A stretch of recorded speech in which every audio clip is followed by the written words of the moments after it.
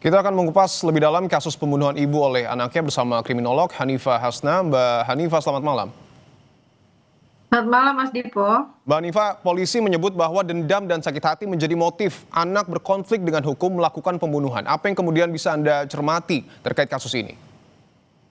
Baik, sebetulnya anak dengan orang tua itu cara menyikapi sakit hatinya itu beda gitu ya. Kalau orang dewasa biasanya dia bisa menunda reaksi, bisa menimbang konsekuensi, bisa menyalurkan emosi itu lewat kata-kata sehingga ada kemarahan yang merepet gitu ya kalau orang tua ya. Tapi kalau anak-anak mereka belum mampu memproses emosi secara verbal. Belum bisa memisahkan perasaan sesaat dengan akibat jangka panjang. Lalu biasanya merespon dengan tubuh dan tindakan, bukan dengan kata-kata. Nah, pada anak ketika dia sakit hati, bentuk dari sakit hati itu adalah rasa terancam, rasa tidak adil, rasa kehilangan kendali atau keinginan menghentikan sesuatu. Diberitakan bahwa anak ini berusaha mengendalikan kondisi rumah di mana ada kekerasan antara orang tua dengan kakak dan ayahnya. Nah, ini yang dia ambil. Sehingga kondisi-kondisi yang tidak bisa dikendalikan ini menjadi sebuah agresi yang destruktif gitu terhadap ibunya.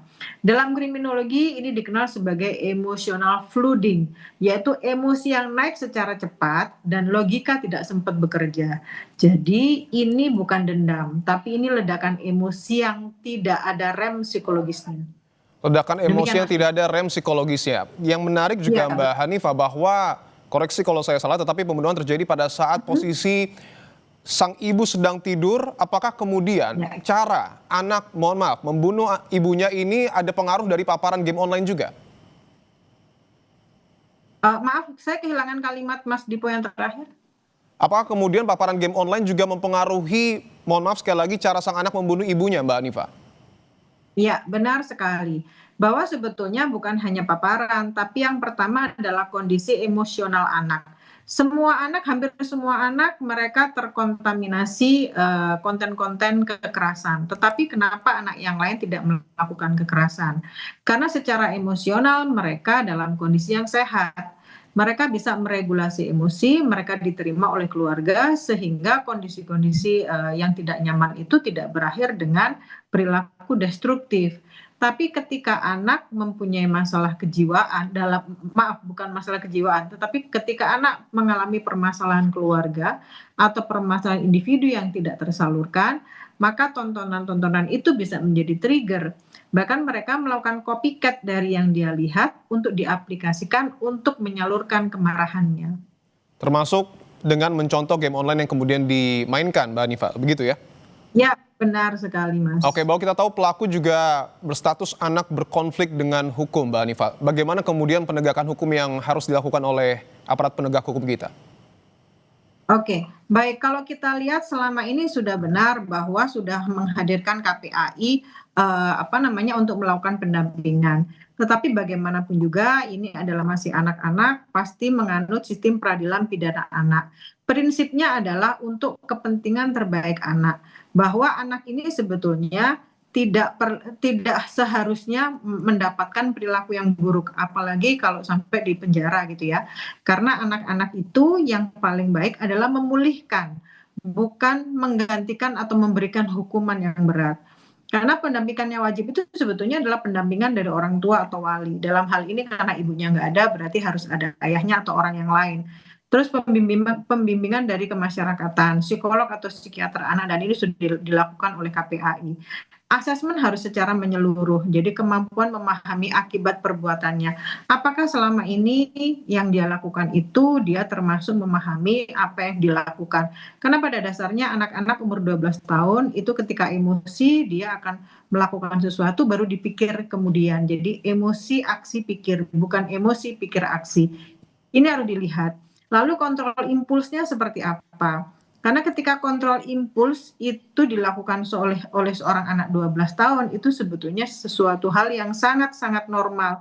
Karena secara otak mereka belum jadi, belum sempurna. Prefrontal cortex bagian di mana dia mengendalikan diri itu baru aktif atau baru matang di usia 20 sampai 25 tahun. Sehingga kontrol impuls ini menjadi kurang. Lalu bagaimana dengan diversi dan rehabilitasinya? Karena pidana penjara adalah upaya terakhir Jadi fokusnya adalah terapi, Ya. pembinaan, dan pemulihan. Karena ini anak-anak bukan harus melakukan penghukuman yang berat. Oke, oke, bahwa nanti akan ada pendampingan juga dari pihak PPA. Apakah kemudian pihak keluarga ini juga harus mendampingi sang anak, khususnya ayah dari anak berkonflik dengan hukum?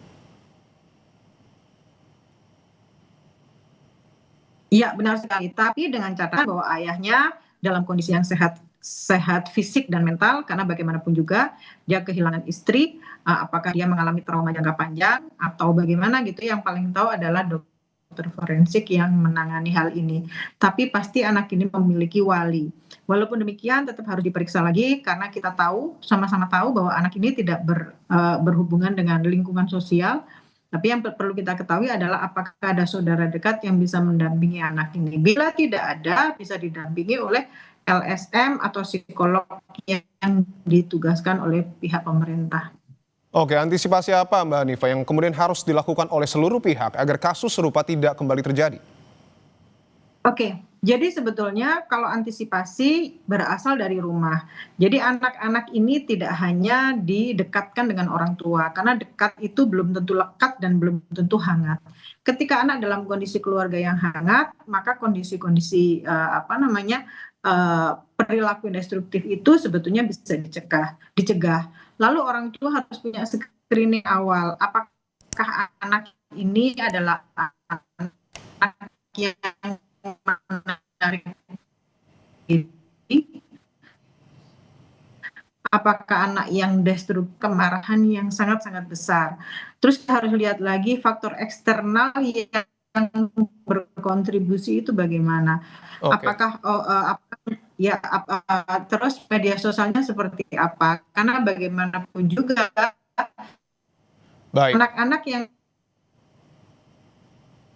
pelajarannya melalui teman. Kalau sekarang Baik. teman bisa, tapi yang paling besar adalah mereka melakukan pembelajaran melalui media.